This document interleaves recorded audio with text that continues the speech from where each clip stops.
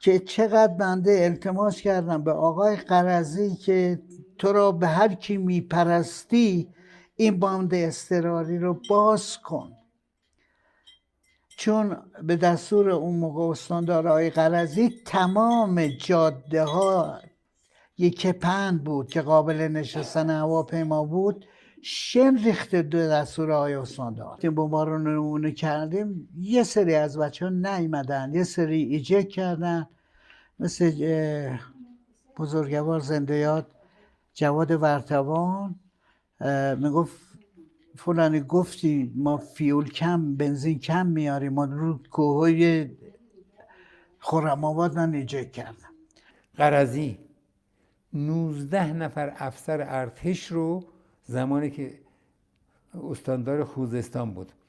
45 روز مونده به جنگ 19 نفر افسر ارتش رو در میدان صبحگاه لشکر اعدام کرد.